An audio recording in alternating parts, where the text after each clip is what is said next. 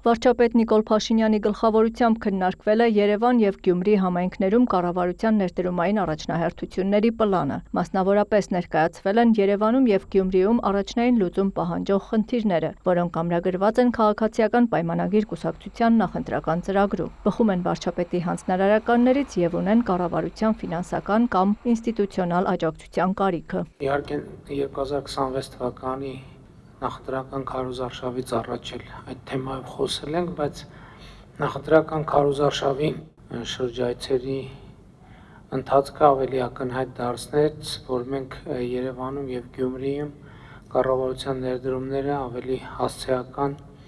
դարձնելու անհրաժեշտություն ունենք և նաև որոշակի կոնկրետ ծրագրեր իրականացնելու անհրաժեշտություն, և սա պայմանավորված է առաջին հերթին այն հանգամանքով, որ թե Երևանի, թե Գյումրիի կառավարման գործընթացների առանձնահատկությունների բերումով 2018 թվականից ի վեր այնուամենայնիվ որոշակի ժամանակ է կորսվել և այդ կորսված ժամանակը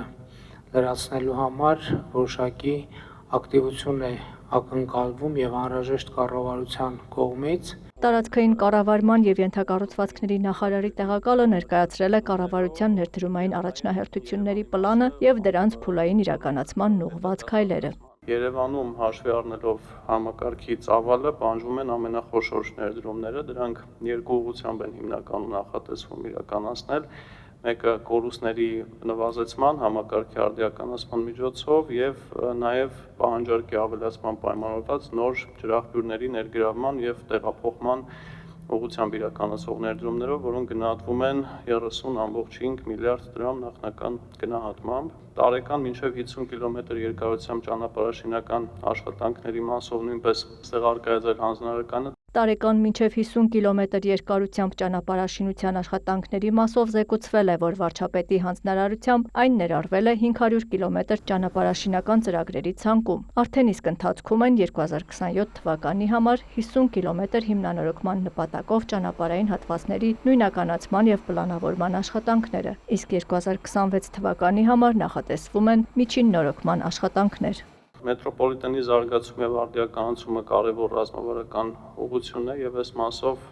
արդեն իսկ հանրային ներդրումային կոմիտեի կողմից հաստատված ծրագրերը Աջափնյակի կայարանի կառուցումը և մետրոյի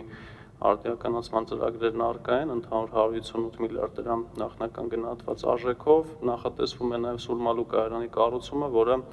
արդեն իրականացվելու է քաղաքաշինական ներդրումային ծրագրի շրջանակներում։ Կոնդ թաղամասի քաղաքաշինական միջավայրի արդիականացման ծրագրով նախատեսվում է իրականացնել հետիոտնային և ավտոմոբիլային ճանապարհների ու ինժեներական ենթակառուցվածքների կառուցում, արտաքին լուսավորության, կանաչապատման և բարեկարգման աշխատանքներ, որի նախնական արժեքը կազմում է 18 միլիարդ դրամ։ Նախատեսվում է մեկնարկել նախագծային և վերակառուցվող հատվածների իրացման գործընթացները։ Առնակ Ավետիսյանը ներկայացրել է Գյումրի քաղաքում նախատեսվող ներդրումային առաջնահերթությունների պլանը։ Նախ ներկայացվել է 24-ժամյա ջրամատակարարման ապահովման խնդիրը։ Ընդգծել է, որ առկա է 24-ժամյա ջրամատակարարում, սակայն ծանրաբեռնված օրերին տեղի են ունենում պարբերական անջատումներ։ Անհրաժեշտ է իրականացնել ջրամատակարարման համակարգերի արդիականացման ծրագիր։ Զբոսաշրջային կլաստերի ստեղծումը, որը ևս բխում է նախընտրական ծրագրից, այս մասով էկոնոմիկայի նախարարությունը տեղական տնտեսության և ենթակառուցվածքների զարգացման ծրագրով վերջին տարիներին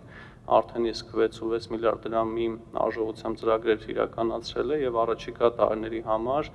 արդեն Հայաստանի զբոսաշրջության և մարզային ենթակառուցվածքների ծրագրի շրջանակներում Գյումրու կլաստերի համար առանձնացված է 16.5 միլիոն դոլարի չափով ծրագրեր և այս մասով առաջարկությունը հետևյալն է, որպեսզի այս ծրագրերում որոշակի վերանայումներ և վերադասավորումներ իրականացվեն և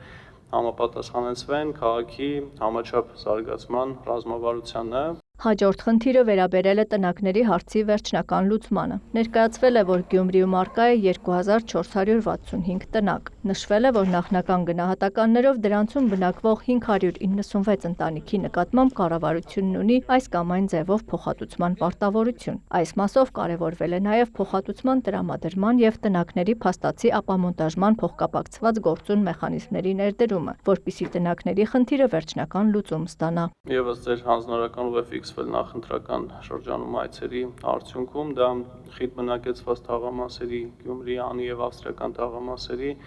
փողոցների եւ բակային հատվածների հիմնանորոգման անհրաժեշտությունն է։ Այս մասով արկա է ՎԶԲ-ի հետ ծրագիր, որով 37 փողոցներ այդ թաղամասերում պետք է հիմնանորոգվեն եւ դրան զուգահեռ առաջարկվում է նաեւ հիմա սկսել բակային հատվածների նախագծման եւ նախահաշվային աշխատանքները, որպեսզի փողոցների կառուցմանը զուգահեռ նաեւ իրականացվի բակային հատվածների կառուցում,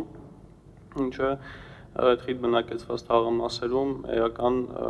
ազդեցություն կունենա կյանքի որակի վրա մոտ 25000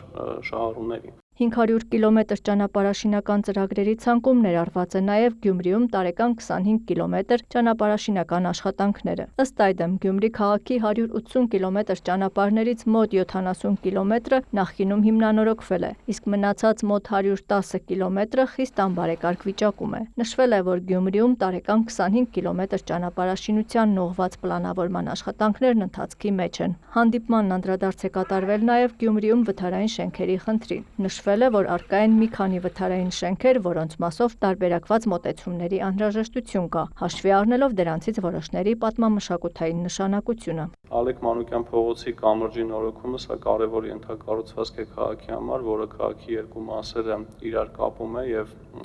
խիտ եւ ծանրաբեռնված երթևեկություն ունի։ Այստեղ կարիք կա գնահատելու կամրջի վիճակը եւ ըստ անհրաժեշտության արդեն սա կարող ենք ներառել 25 կիլոմետր ճանապարհաշինական աշխատանքների մեջ։ Անդրադառնալով բարձրացված հարցերին եւ առաջարկվող լուծումներին վարչապետն ընդգծել է. ներկայացված բոլոր ծրագրերն էլ ըստ ընթացակարգերի պետք է իրականացվեն, սակայն անհրաժեշտ է նախ հրատապ կերպով կենտրոնանալ առաջնահերթ լուծում պահանջող խնդիրների վրա։ Աննա Զախարյան, լուրեր։